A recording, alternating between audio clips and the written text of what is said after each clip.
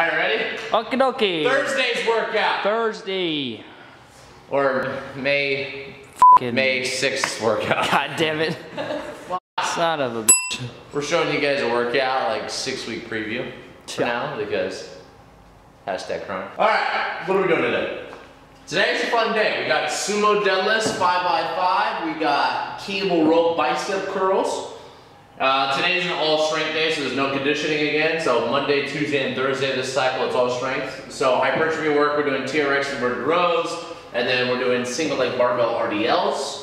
For the reset, we're doing slider lateral lunges. That's going to be outside there and back, and then we're going to do pull-ups. We're going to keep the reps low again, so we're going to try to add weight if we can. Warm-up is going to be ice skaters and crab reach for 2 rounds, and then you're going to do bear crawl there and back with banded hip activation. And cool down. Adductor and the house favorite, stripper. 90 seconds. Let's get it done.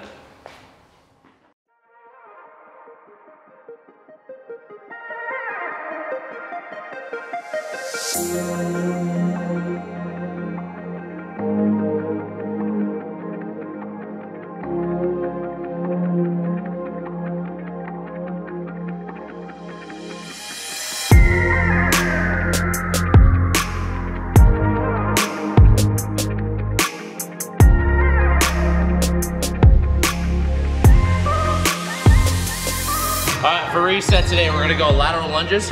So when you're taking this step, you're gonna take a nice big step. You wanna think about loading up your hip as best you can. There is definitely gonna be a lot of hinge from the hip as well, right? We're doing this one because we got sumo deadlifts today. So this is gonna be a lot of adductor, a lot of glute. But remember, you're taking that first initial step, you're hinging back at the hip, pushing through the floor, sliding that back leg. This one's gonna be all the way down, switch legs, all the way back.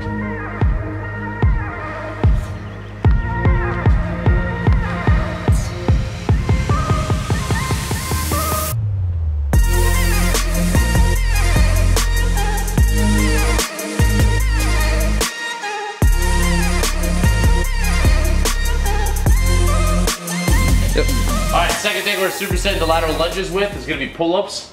Pull-ups are going to be a rep range today, so it's going to be 6 to 8. The goal of this, we're going to keep the reps a little bit lower, is we're trying to get up to a heavy working either weight or a lighter band, right? Remember, the bigger the band, the more help you guys are receiving. So try to use a little band, right, so you're not getting that much assistance. Your goal is to try to get anywhere between the range of 6 to 8. So if you get to 6, that's the last one you can do. You stop there. If you have more gas in the tank, I want you guys to go all the way up to 8. So think big chest at the top, tucking those elbows in as you're pulling yourself up, making sure I'm at least getting my chin to the bar. This band is obviously too easy for her.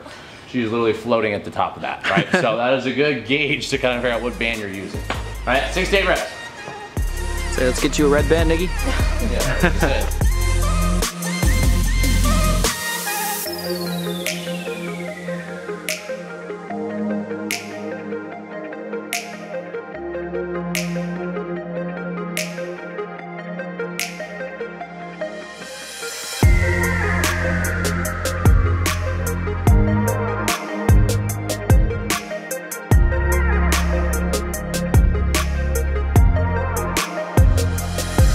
Okay, we're good. Sumo deadlifts, we're doing 5 sets of 5 reps. We're gonna go heavy today, and we're also gonna do 2 warm-up sets. First warm-up set's gonna be 10 reps. Second warm-up set's gonna be 8 reps.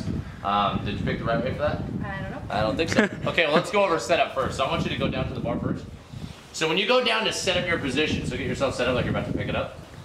Right, your knee needs to be directly over her ankle. So if you guys see this, her actual stance is probably a little bit too wide. You want to think about the shin is pretty much perpendicular, right? So it's a perfect 90-degree angle. So that shin's nice and basically knee over top of ankle, shin's nice and perpendicular. I'm always pulling my knees out and back, right? So this way it keeps the glutes on.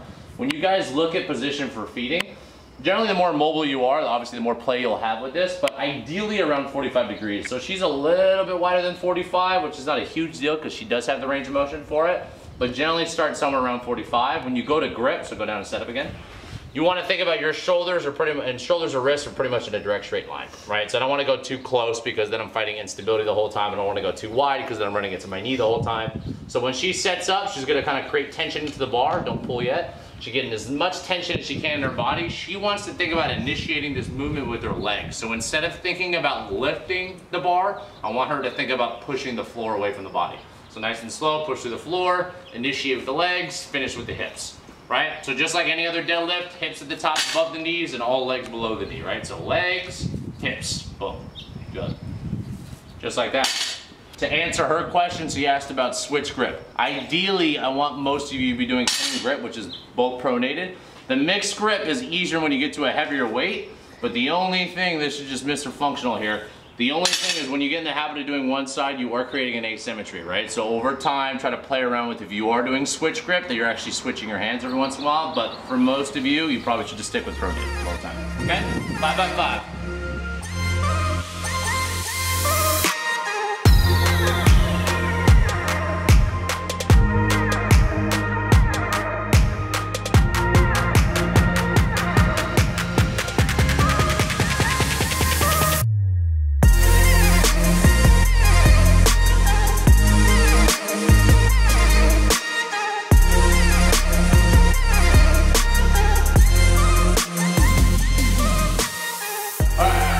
Cable row bicep curls. 2-1, 2-2 tempo, right? So she's gonna curl up. When you look at a position, you wanna keep a nice strong wrist.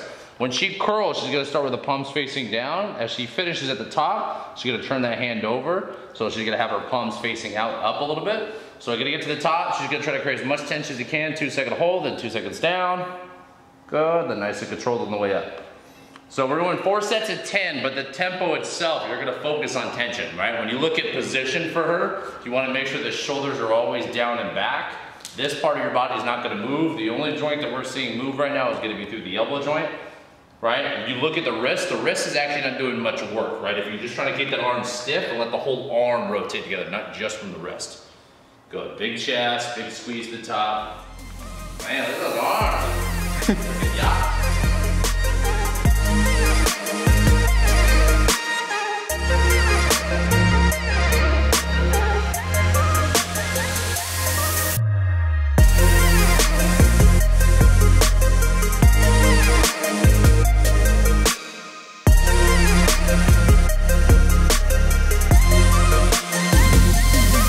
Single leg RDLs with the barbell. We have not done this with the barbell.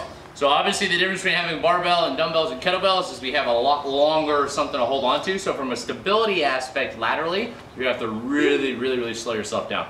So we're doing a tempo. We're gonna go 3-1, 2-1.